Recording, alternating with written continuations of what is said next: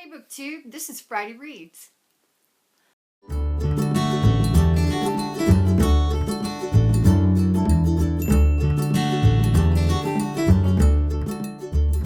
Jen and I talk about audiobooks, and I have a lot of books to tell you about this weekend.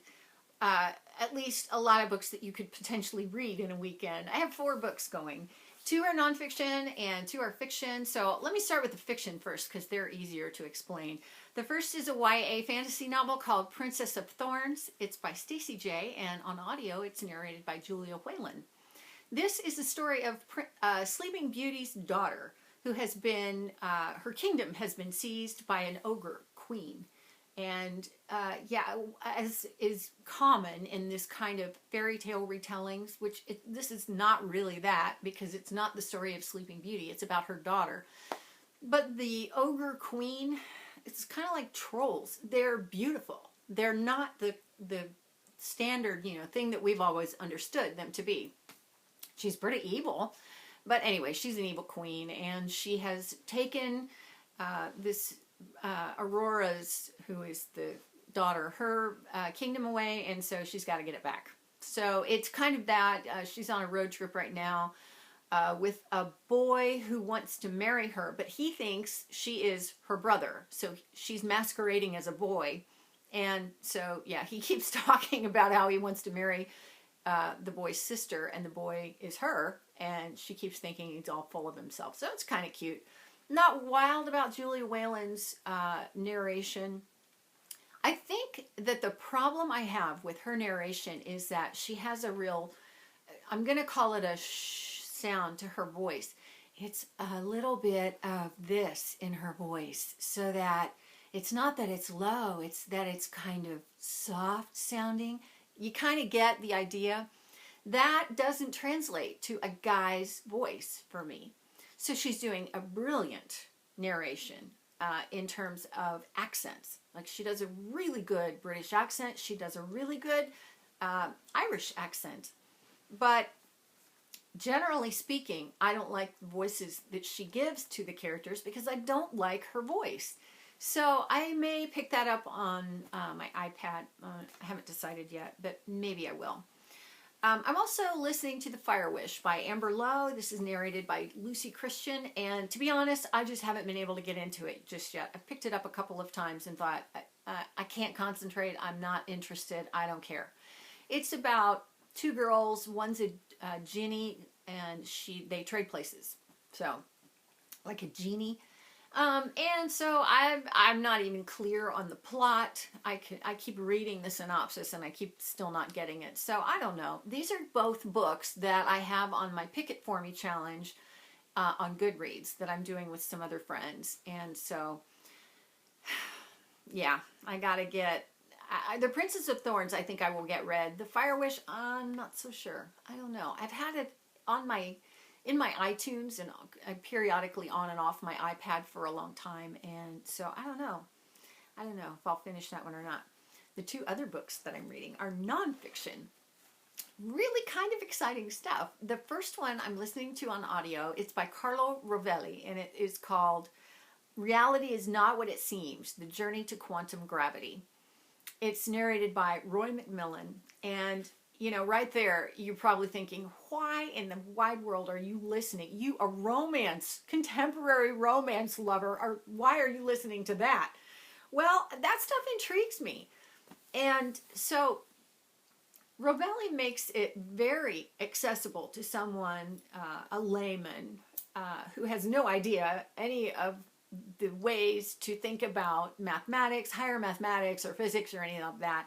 He makes it just very easy to understand for somebody like me. He starts at like before Newtonian with the ancient Greeks and kind of moves forward from there in history, talking about the way we see the world and the observations we make and the very first experiment, and just kind of when you start there and you start to understand how these scientists really thought about the world, they're looking at things and going, why is that way? So it's really interesting. And so he moves on then to Newton and Galileo and Faraday and some other people. And right now I'm up to Einstein. I had read Walter Isaacson's biography of Albert Einstein. So I'm loosely familiar with the theory of relativity, the general theory of relativity, and then the special theory of relativity. So I'm kind of getting it when he's explaining these two things. And it's so fascinating. It's just so fascinating. The other thing I have to tell you about it is that Roy McMillian is telling the story, and he's telling it with such emotion that it's just brilliant. It's perfect. Not only does Rovelli write this in a way where he's kind of telling you the story, but then McMillian, in the way he interprets it, there are times when Rovelli says something like, "Can you believe that this guy came up with this thing?" And McMillian will say, "Can you believe that this guy came up with this thing? It's marvelous." And you're thinking, this is marvelous because of the way he's saying it. So this is one of those cases where, interestingly enough, in nonfiction, this is probably more interesting to me on audio than it would have been in print. I don't think I would have been able to pay attention nearly as much in print as I can now. The last book I'm reading this weekend is on my iPad, and it is called We Cannot Be Silent, and it is by R. Albert Mohler Jr. I found this kind of through a circuitous route.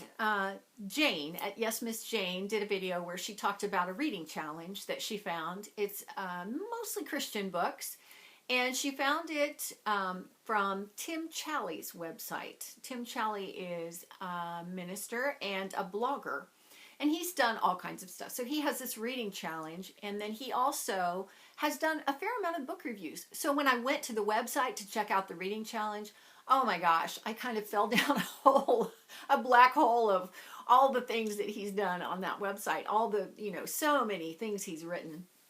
And he did a book review on this particular book. And this book is all about what society views as truth and what Scripture views as truth, and the differences, and how we got from kind of a Christian foundational view in society to the view that we have now, which is very different from that.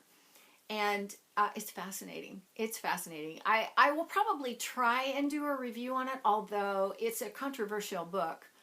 Mainly because, one person's truth is not another person's truth. And in many cases, one person's truth is the truth that they feel needs to be shared with everyone. And not just as in related shared, but also shared as this is truth by everyone. Everyone needs to believe it. And so, in our society today, that is kind of anathema, because the highest value is to accept everyone's truth as being their truth. And in essence, because of that, nothing is true. Yeah, it's complicated, but this is just really good. It's really good stuff, and it's kind of cerebral, and oddly, that's the cerebral one that I'm reading, and not the book on physics and quantum gravity, but, both are really, really good books, and so I'm enjoying them both. I haven't picked up the We Cannot Be Silent as much as I've picked up the other 3 books, but I still want to read it because I think it has a lot of good stuff to offer. So that's my weekend. Tell me what you're reading this weekend. Have you picked up anything fun and romantic and light? And are you really enjoying what you're reading right now? Let me know. Let me know what you're reading, and let's talk about it in comments. And in the meantime, have a good weekend. And that's it for now from me. So I will see you next time. Thanks for watching.